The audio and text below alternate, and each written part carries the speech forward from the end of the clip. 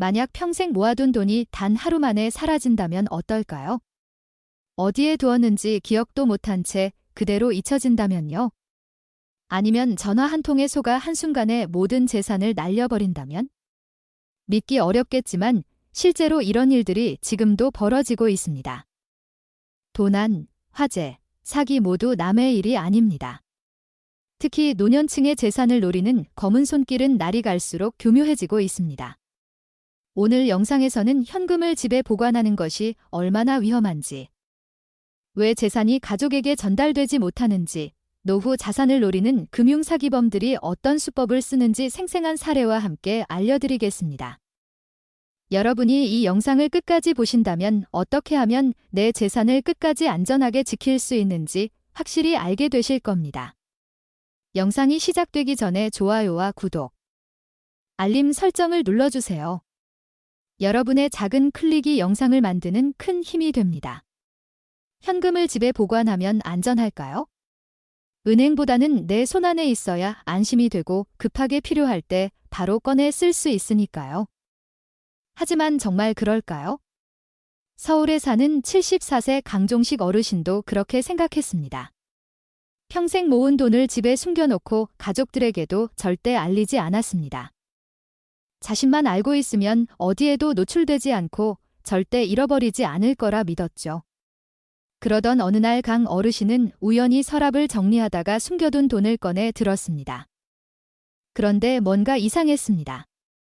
묘하게 기억과 맞지 않았습니다. 이게 맞나? 돈을 몇 번이고 세어봤지만 자신이 생각한 금액보다 적었습니다. 처음엔 그냥 착각인가 싶었습니다. 나이 들면 헷갈릴 수도 있으니 그냥 예전에 어디 다른 곳에 넣어놨나 보다 싶었죠. 하지만 이상한 일은 그때부터 계속됐습니다. 며칠 뒤 다시 서랍을 열어봤을 때 돈이 또 조금 줄어 있었습니다. 그때부터 강 어르신은 불안해지기 시작했습니다. 혹시라도 헷갈렸을까 싶어 다른 곳에 숨겨둔 돈도 확인해봤지만 어쩐지 조금씩 줄어 있는 것 같았습니다. 그제야 깨달았습니다. 누군가 몰래 돈을 빼가고 있었다는 걸. 그날 밤 잠이 오지 않았습니다. 누가 가져갔을까? 도둑이 든 걸까? 아니면 혹시 집을 드나드는 사람들 중 누군가? 그러던 어느 날 강 어르신은 거실에서 조카가 전화를 하는 소리를 듣게 되었습니다. 그 순간 강 어르신의 머릿속에서 퍼즐이 맞춰졌습니다. 그동안 집을 자주 들락거리던 조카가 떠올랐습니다. 그 아이가 자신의 서랍 속 돈을 알고 있었던 걸까요? 한참을 고민했습니다. 뭐라 따지기도 애매했습니다. 어쩌면 내가 헷갈린 걸 수도 있고 설사 조카가 가져갔다 해도 그걸 대놓고 말하기엔 너무 가슴이 아팠습니다. 그날 밤 강 어르신은 스스로에게 되물었습니다. 이 돈을 집에 둔다고 정말 안전했던 걸까? 집에 보관한 돈은 이렇게 아무도 모르게 조금씩 사라질 수도 있습니다. 어느 날 문득 깨달았을 땐 이미 돌이킬 수 없게 말이죠. 어떤 돈은 이렇게 천천히 사라지지만 어떤 돈은 한순간에 흔적도 없이 사라지기도 합니다. 강원도에서 평생 장사를 해온 박영순 할머니는 30년 동안 장롱 속에 돈을 모아왔습니다. 은행을 멀리하는 성격이라 현금으로 들고 있다가 급할 때 쓰는 게 편했습니다. 그렇게 오래된 장롱 속에 1억 원을 보관하고 있었습니다. 그날도 평소처럼 새벽 장사를 마치고 몸을 풀겸 거실에 앉아 TV를 보고 있었습니다. 찬바람이 들어와서 조용히 난로에 불을 켜놓고 있었습니다. 그런데 갑자기 펑 하는 소리가 들렸습니다. 난로에서 갑자기 불길이 치솟더니 커튼으로 번지기 시작했습니다. 순식간에 방 안이 연기로 가득 찼습니다. 급하게 바가지에 물을 떠서 끼얹었지만 이미 불길이 너무 커졌습니다. 밖으로 뛰쳐나와 소리를 질렀고 이웃들이 119에 신고해 소방차가 도착했지만 그때는 이미 거실이 시뻘건 불길에 휩싸여 있었습니다. 박할머니는 그제야 장롱 속 돈이 떠올랐습니다. 하지만 이미 불길이 너무 강했습니다. 소방관이 뜯어낸 장롱 속에서 나온 것은 형체를 알아볼 수 없는 잿더미 뿐이었습니다. 그런데 돈이 사라지는 건 불이나 도둑 때문만이 아닙니다. 충남 공주에서 40년 넘게 한옥에 살고 있는 77세 김정학 어르신도 마찬가지였습니다. 평생을 절약하며 모은 돈을 집 안 곳곳에 숨겨두는 습관이 있었습니다. 장마철이면 습기가 차고 비가 오면 마당이 쉽게 물바다가 되곤 했습니다. 언제나 그랬듯 조금 불편할 뿐 큰 문제는 없었습니다. 하지만 몇 년 전 그날은 달랐습니다. 기록적인 폭우가 내린 날이었습니다. 아버지 오늘 밤에 비 많이 온다던데 대비해야 하는 거 아니에요? 평소와 다를 바 없이 비를 맞으며 대문을 닫고 잠자리에 들었습니다. 그런데 한밤중 바닥에서 차가운 물이 스며드는 느낌이 들었습니다. 김 어르신은 깜짝 놀라 일어나 주위를 둘러보았습니다. 이게 뭐야? 창밖을 보니 마당은 이미 강처럼 변해 있었고 거실 바닥에도 발목까지 물이 차 있었습니다. 아이고, 이거 큰일 나겠네. 급하게 전기를 끄고 물건들을 높은 곳으로 옮겼습니다. 그러다 문득 떠올랐습니다. 방 안 서랍 깊숙이 넣어둔 돈. 큰일 났다. 내 돈. 허둥지둥 방으로 달려갔지만 이미 물이 서랍 속까지 스며들어 있었습니다. 흐르는 물 속에 뭉개진 지폐가 둥둥 떠다니고 있었습니다. 안 돼. 안 돼. 김 어르신은 젖은 돈을 주워 모으며 절망했습니다.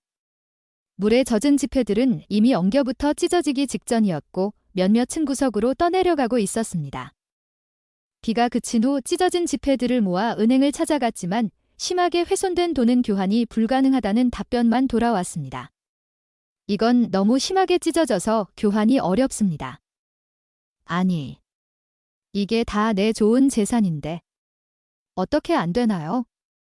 김 어르신은 난감한 표정으로 손에 쥔 젖은 돈을 바라봤습니다. 하지만 소용없었습니다. 이미 쓸 수 없을 정도로 손상된 돈은 다시 쓸 수 없었습니다. 그날 밤 김 어르신은 허탈한 마음으로 텅 빈 서랍을 한참 동안 바라봤습니다. 은행에 넣어놨으면 이럴 일 없었을 텐데. 그제야 깨달았습니다. 집은 돈을 안전하게 보관하는 곳이 아니라는 걸 경북 안동에 사는 82세 조순자 할머니 역시 은행에 맡기기보다는 집 안 곳곳에 숨겨두는 게 더 안전하다고 믿었습니다. 손녀가 대학 입학을 앞두고 있던 어느 날 조 할머니는 손녀에게 약속했습니다. 그렇게 말한 뒤 오랜만에 서랍을 열고 돈을 꺼내려고 했습니다. 그런데 이상했습니다. 돈이 보이지 않았습니다. 할머니는 서랍을 다시 열어보고 옷장 안박스 속도 뒤졌습니다. 그러나 돈은 어디에도 보이지 않았습니다.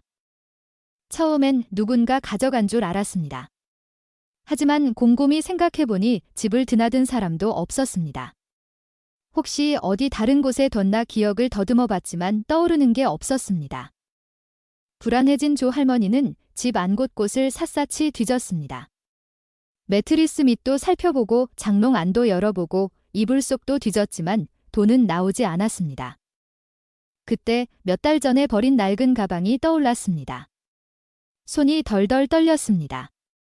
결국 돈은 찾지 못했고 할머니는 손녀에게 돈을 보태주겠다는 약속을 지키지 못했습니다. 어찌 이걸 잊었을까? 내가 은행에 맡겨놨다면 절대 이런 일 없었을 텐데 현금을 집에 보관하는 건 생각보다 훨씬 더 큰 위험을 가지고 있습니다. 비 한 번 잘못 맞으면 돈이 물에 젖어 쓸 수 없게 됩니다. 기억력은 시간이 지나면서 흐려지고 내가 직접 숨긴 돈조차 찾지 못할 수도 있습니다. 나는 괜찮겠지라고 생각하는 순간 내 돈은 예고 없이 사라질 수도 있습니다. 지금 당장 내 돈을 안전하게 보관할 방법을 다시 한번 생각해봐야 할 때입니다. 집에 보관한 돈이 사라지는 건 도둑이나 자연재해 때문만이 아닙니다. 어떤 돈은 그냥 묻혀버립니다. 돈을 모으는 것보다 더 중요한 건 그 돈을 제대로 전달할 수 있느냐는 것입니다. 하지만 많은 사람들이 단순한 원칙을 놓쳐버립니다. 경기도 성남에 사는 81세 최영식 어르신은 젊었을 때부터 한 푼, 두 푼 아끼며 살았습니다. 은행보다는 직접 관리하는 게 더 안전하다고 믿었고 가족들에게 재산을 미리 알릴 필요가 없다고 생각했습니다. 최 어르신은 평생 남들보다 더 철저하게 돈을 관리해왔습니다. 땅, 예금, 금괴 심지어 몇 개의 비상금까지 여러 군데 분산해 보관했습니다. 그러던 어느 날 그가 동네를 걷다가 갑자기 쓰러졌습니다. 응급차가 도착했고 급히 병원으로 이송되었지만 의식을 찾지 못한 채 몇 달이 흘렀습니다. 그동안 가족들은 아버지의 병원비를 마련하려 했지만 은행 계좌가 어디 있는지조차 몰랐습니다. 집을 샅샅이 뒤졌습니다. 하지만 서랍 속엔 오래된 서류와 봉투뿐 통장과 도장은 어디에도 없었습니다. 하루하루 병원비는 늘어가고 있었고 어쩔 수 없이 가족들은 어르신이 자주 다녔던 은행을 찾아갔습니다. 혹시 아버지가 여기 계좌를 가지고 있을까요? 죄송합니다. 고객 정보는 본인 외에는 확인해 드릴 수 없습니다. 그렇게 몇 개월이 흘렀고 최어르신은 결국 세상을 떠났습니다. 가족들은 아버지가 남긴 부동산과 예금을 찾기 위해 여기저기 알아봤지만 그가 어디에 돈을 맡겼는지조차 알 수 없었습니다. 몇 년 후 최어르신이 남긴 예금과 일부 자산은 찾는 사람이 없다는 이유로 국가로 기속되었습니다. 그가 평생 혼자 지켜온 돈이었는데 결국 가족들 손에 들어가지도 못한 채 그냥 사라져버린 것입니다. 돈을 지켜도 전달하지 못하면 아무 의미가 없습니다. 재산은 많을수록 좋은 것이 아니라 제대로 전달될 때 가치가 있는 것입니다. 어느 날 갑자기 내가 사고를 당하거나 건강이 나빠진다면 내 가족들은 내 재산을 찾을 수 있을까요? 지금부터라도 준비해야 합니다.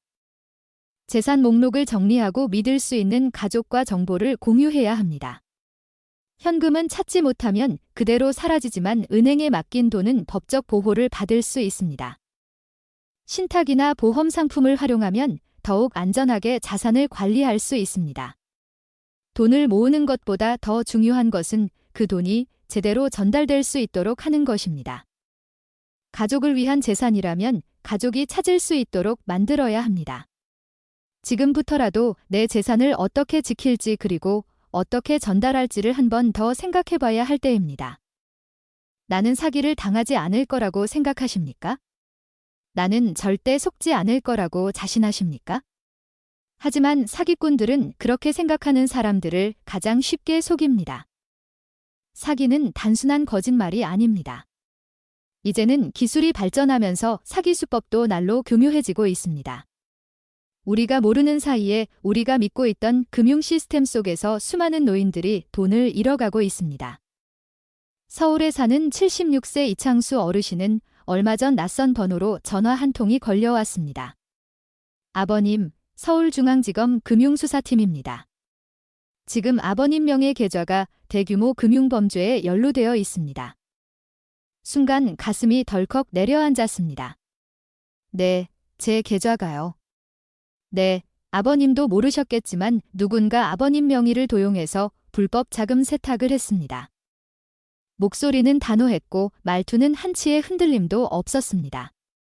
혹시 최근에 이상한 거래나 돈을 인출한 적 있으십니까? 이창수 어르신은 통장을 떠올려 봤지만 그럴 리가 없었습니다. 아니요, 저는 그런 적이 없습니다. 그럼 저희가 조사할 수 있도록 계좌를 동결해야 합니다. 현재 아버님의 모든 거래 내역을 검토해야 하니 안전한 계좌로 돈을 옮겨주셔야 합니다. 이건 아주 긴급한 사항입니다. 이 말을 듣자 가슴이 두근거리기 시작했습니다. 검찰에서 직접 연락을 했고 긴급한 상황이라고 했으니 무조건 따라야 한다고 생각했습니다. 전화를 끊지 말고 은행으로 가십시오. 절대 은행 직원에게는 말하지 마시고요. 어르신은 핸드폰을 귀에 붙인 채 가까운 은행으로 향했습니다. 하지만 돈을 인출하려는 순간 은행 직원이 조용히 물었습니다. 어르신, 혹시 어디에 돈을 보내시려고 하세요? 검찰에서 내 계좌를 조사해야 한다고 해서 안전한 계좌로 옮겨야 한다는데요. 그 순간 직원의 얼굴이 굳어졌습니다. 어르신, 그 전화 직접 걸어보셨습니까? 아니요, 저한테 먼저 전화가 왔어요.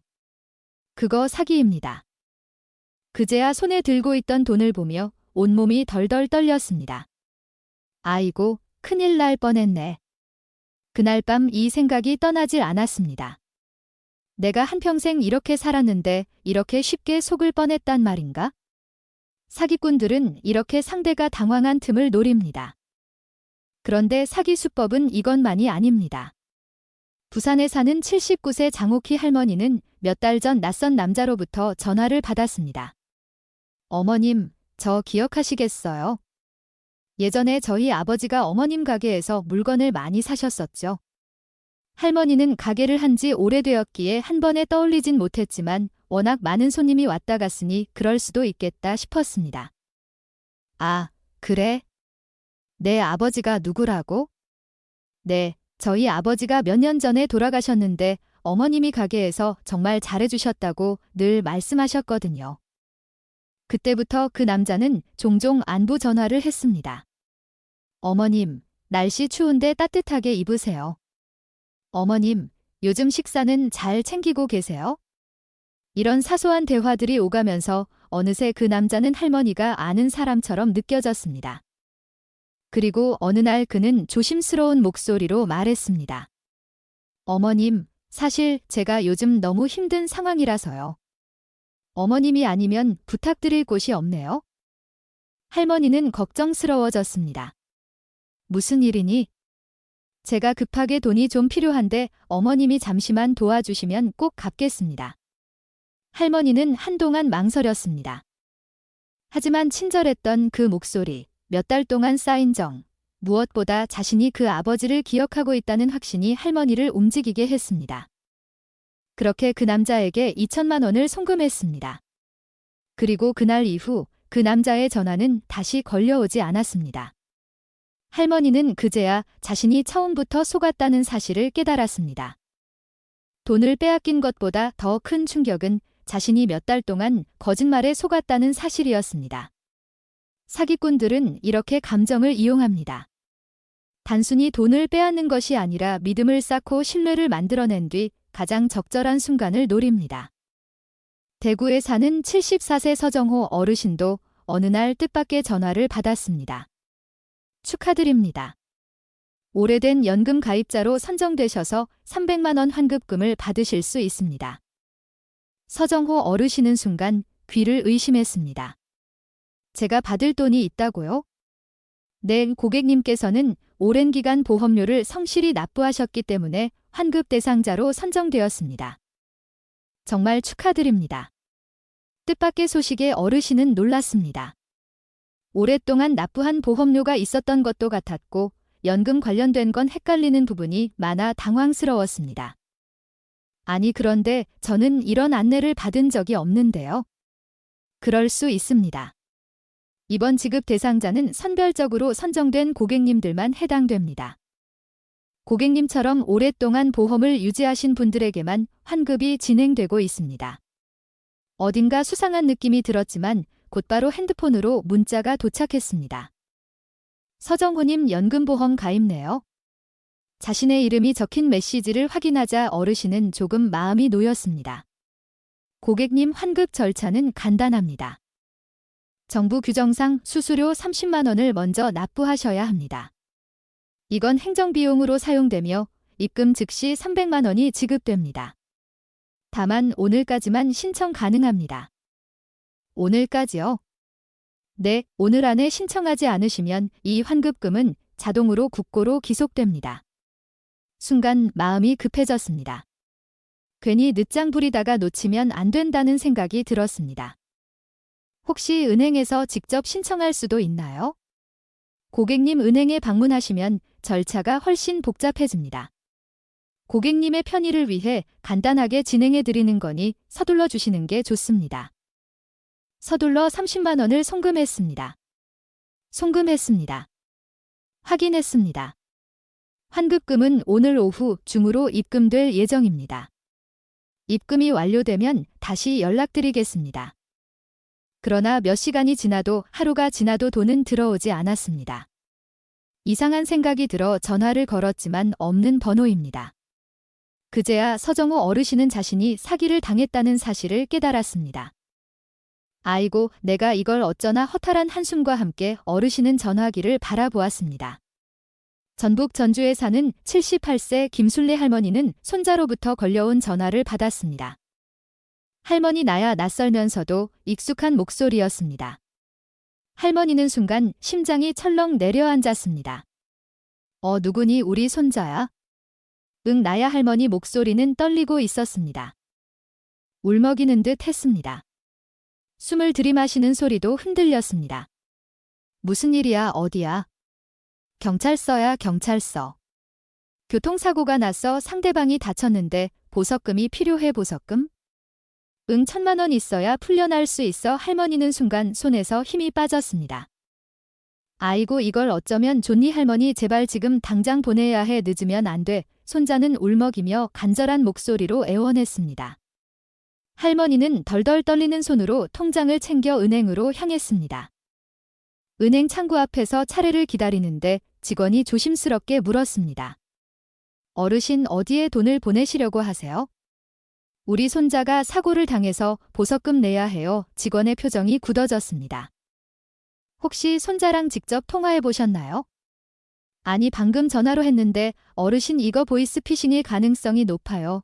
요즘 이런 전화가 많아요. 그제야 할머니의 머릿속이 하얗게 변했습니다. 아니야, 우리 손자 목소리 맞았어? 직원이 직접 손자에게 전화를 걸어 확인해 보자고 했고 할머니는 전화를 걸었습니다. 할머니, 웬일이야? 멀쩡한 목소리, 아무 일 없다는 듯한 반응. 그 순간 할머니의 손에서 핸드폰이 툭 떨어졌습니다. 할머니, 무슨 일이세요?